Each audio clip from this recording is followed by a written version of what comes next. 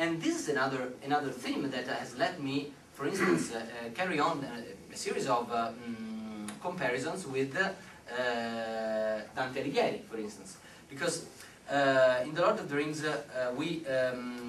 we find so many dark sceneries like the land of Mordor, first of all, where almost all hopes have been lost. Not all hopes, in truth, because in the end, when Sauron is finally defeated after the destruction of the ring, the land of Mordor will be brought back to new life, although slowly, and even the orcs who had been Sauron's slaves will be given a certain degree of autonomy by King Aragorn. So there is a possibility of redemption for everyone. In such sceneries, we find different hints for reflection. I would take one first of all, which is the most famous one, because it's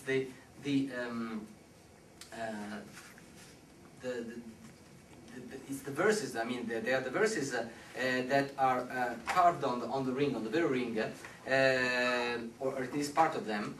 One ring to rule them all, one ring to find them, one ring to bring them all, and in the darkness bind them.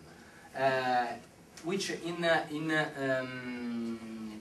the dark language of Mordor sounds even more frightening, and maybe tomorrow we'll see that in the movie, because that's really impressive in my opinion, and the movie represented that very well.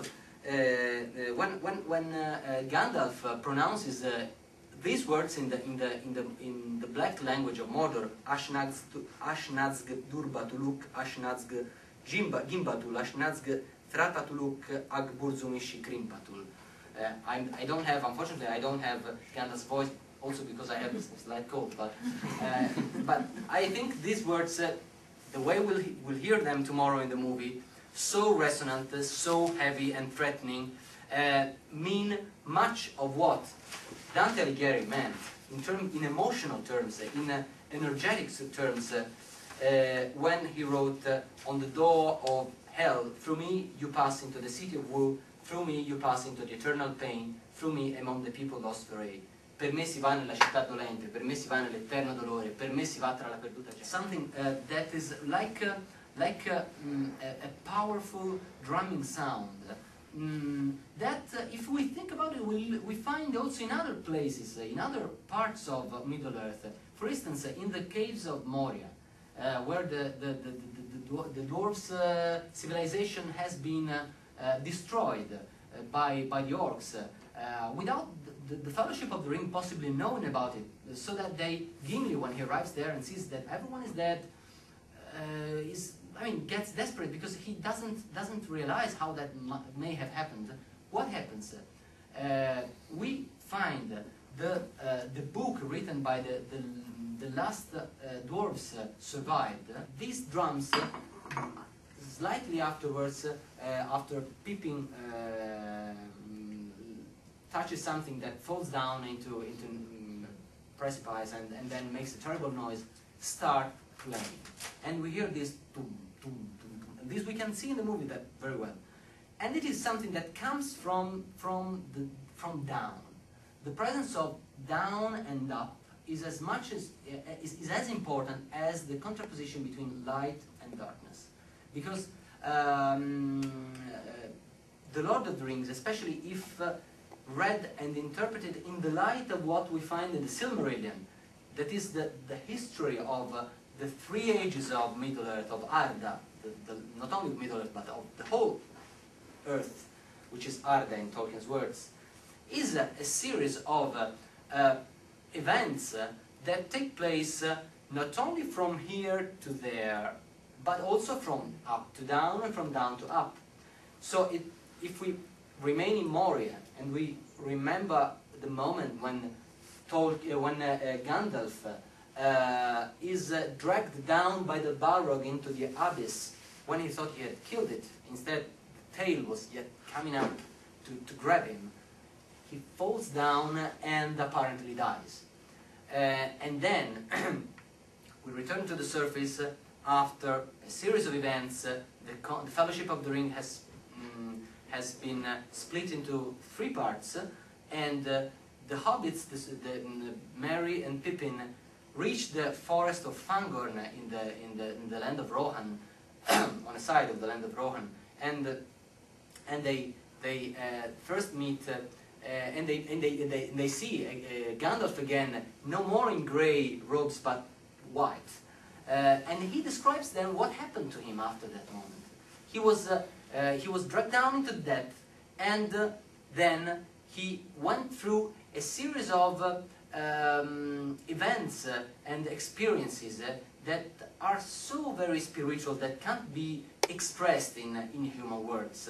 But what really counts is that in the end he found himself naked on the surface of an extremely high peak, and in this sort of metamorphosis and resurrection, he developed one new aspect of his nature that before had been sort of compressed, because Gandalf wasn't the chief of all sorcerers. He was Saruman was the chief of all sorcerers, but Saruman had been corrupted by the Dark Lord because he'd been too curious and eager to use his power to modify nature rather than using its energy in a harmonic way. Then he'd been blinded, and then by watching into the Palantir, the dark sphere, he had seen, and he had been seen as well by the eye of Sauron. So now there is the need for a new leader in this fight for freedom that can only be another sorcerer. And the experience of death, I call it in this way, but in truth I think it is death and resurrection. I'm using Christian words because it's meaningful, I think. In Gandalf's case, brings us to consider how important the confrontation with the dimension of evil to develop good becomes. This series of reflections actually brings us to a point where it's no longer possible to avoid the core theme of dealing with the dark side of our self. It is also true that the victory over the evil can be reached only by looking it straight into the eyes. So, looking at the evil straight into the eyes is also another way to say that we have to face the evil that is in ourselves. Let's not forget that Isildur and Frodo, when they came to the point of throwing the ring into Mount Doom, they both failed. Frodo failed like him. Isildur left and then was killed by the orcs. Frodo just wanted to keep the ring for himself, and only Gollum, only the creature who had been a threat to him all the way to Mount Doom, saves him, because he bites his finger and then falls down. So, again, we have to think that whatever we tend to call black and white is such only as far as we are aware of the final goals, of the final purposes of our research, of our pursuit.